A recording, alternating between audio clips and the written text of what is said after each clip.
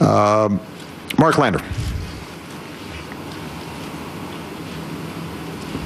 Thank you very much, Mr. President.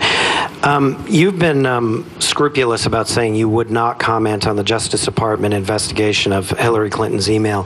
That investigation is now closed, and I hope that I could ask you about some of the comments that FBI Director Comey made a few days ago.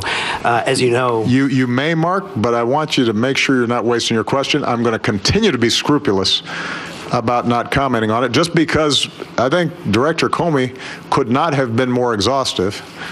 My understanding is not only did he make a full presentation, but while we were over here, or at least flying, he was presenting to Congress for hours on end. But I just wanted to give you a chance, just in case you didn't want to burn your question. I actually have a backup. There you go.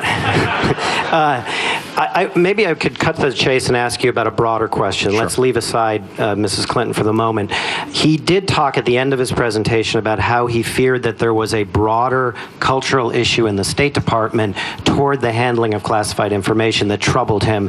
And I wondered whether you, since you rely on the State Department to conduct your foreign policy, whether that concerns you as well. Yeah. And if I may, could I ask the other question? Because I think it might get an interesting response. You, last May, passed a milestone in that you were president longer when the country was at war than your predecessor, George W. Bush. And if you complete your presidency, as you will, with troops in Afghanistan, Syria, and Iraq, you will be the only two-term president in American history to have served with the country at war. And I wonder, given the way that you ran for office and the aspirations you brought into office, how you feel about that reality. And then a second follow-up on that. Should the American people simply resign themselves to living in a state of perpetual war, even if that war is not the all-out war that we think of in the 20th century? That was an interesting question. So, first of all, with respect to the State Department, I am concerned. And the challenge that we've got is primarily driven by the changing nature of how information flows. Look, the advent of email and texts and smartphones is just generating enormous amounts of data. Now, it is hugely convenient. It means that in real time, I'm getting information that some of my predecessors might not have gotten for weeks. But what it also is doing is creating this massive influx of information on a daily basis, putting enormous pressure on the department to sort through it, classify it properly, figure out what are the various points of entry because of the cyber attack risks that these systems have, knowing that our adversaries are constantly trying to hack into these various systems. If you overclassify, then all the advantages of this new information suddenly go away because it's taken too long to process. And so we've been trying to think about this in a smart way, and I think Secretary Kerry's got a range of initiatives to try to get our arms around this. It reflects a larger problem in government. You know, we just recently, for example, I just recently signed a bill about FOIA requests, Freedom of Information Act requests, that built on a number of reforms that we've put in place.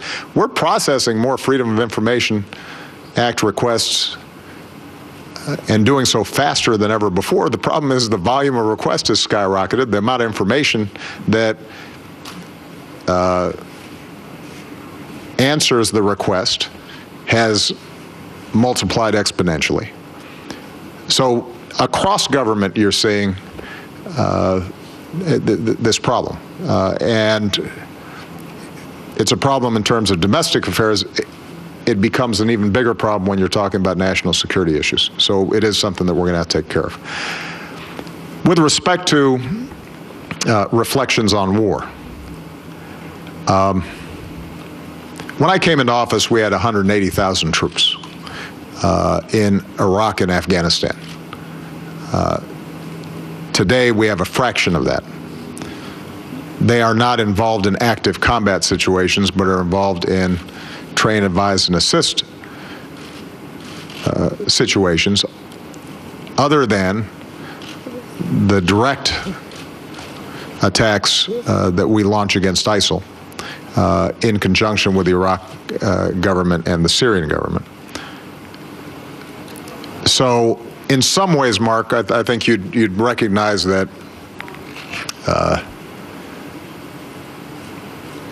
our military operations today in Iraq and Afghanistan are fundamentally different than the wars that we were engaged in when I came into office.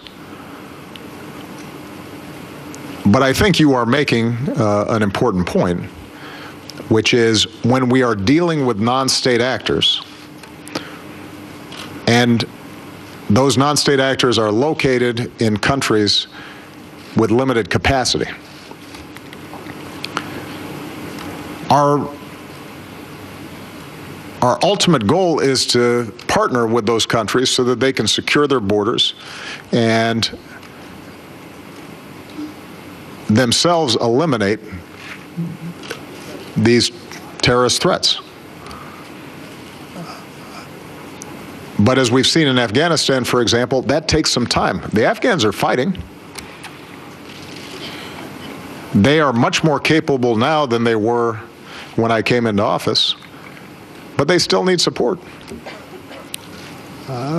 because it's really tough territory and it's a really poor country with really low literacy rates and not much experience in things that we take for granted like logistics. And so we have an option of going in, taking out Al-Qaeda, pulling out, potentially then seeing a country crumble under the strains of continued terrorist activity or insurgency and then going back in. Or we can try to maintain a limited partnership that allows them to continue to build their capacity over time and selectively take our own actions against those organizations that we know are trying to attack us or our allies.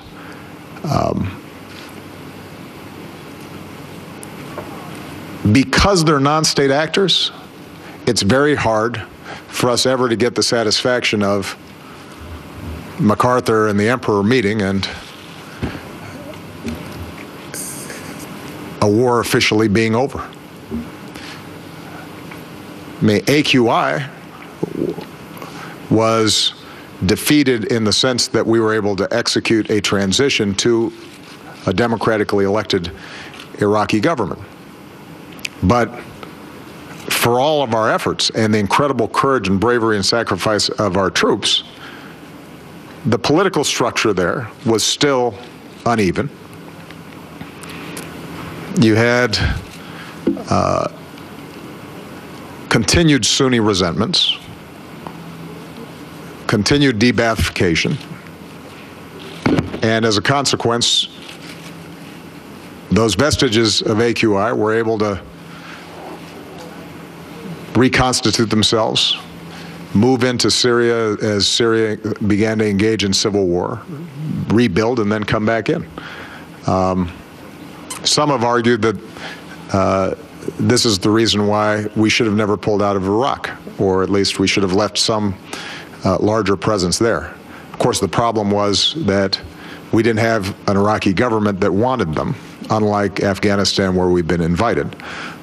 And it's very difficult for us to, for me as Commander-in-Chief, to want to put our troops in a precarious situation where they're not protected. So I think what we've been trying to do, what I've been trying to do, is to create an architecture a structure, and it's not there yet, that emphasizes partnerships with countries, emphasizes building up fragile states, resolving internal conflicts wherever we can, trying to do as much as we can through our local partners, preserving the possibility, the necessity to take strikes ourselves against organizations or individuals that we know are trying to kill Americans or Belgians or French or Germans. Combine that with much more effective intelligence gathering, but it becomes more of a hybrid approach to national security. And that, I do think, is probably going to be something that we have to continue to grapple with for years to come.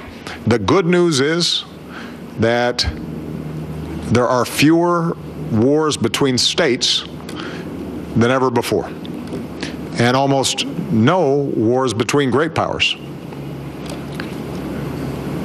And that's a great legacy of, leaders in the United States and Europe and Asia after the Cold War, or after the end of the World War II, that built this international architecture. That's worked, and we should be proud of that and preserve it. But this different kind of low-grade threat, one that's not an existential threat, but can do real damage and real harm to our societies, and creates the kind of fear that can cause division and political reactions. We have to do that better. We have to continually refine it. So, for example, the reason that I put out our announcement about the civilian casualties resulting from drone attacks, understanding that there are those who dispute the numbers. What I'm trying to do there is to institutionalize a system where we begin to hold ourselves accountable for this different kind of national security threat and these different kinds of operations. And it's imperfect still. But I think we can get there, and what I can say honestly is, whether we're talking about how the NSA operates, or how drone strikes operate, or how we're partnering with other countries, or my efforts to close Guantanamo, that by the end of my presidency, or banning torture, by the end of my presidency, I feel confident that these efforts will be on a firmer legal footing, more consistent with international law and norms, more reflective of our values and our ethics. But we're going to have more work to do. It's not perfect, and we have to wrestle with these issues all the time. And as Commander-in-Chief of the most powerful military in the world, I spend a lot of time brooding over these issues, and I'm not satisfied that we've got it perfect yet. I can say honestly it's better than it was when I came into office. Thank you very much, everybody. Thank you, Poland. And the president there taking an hour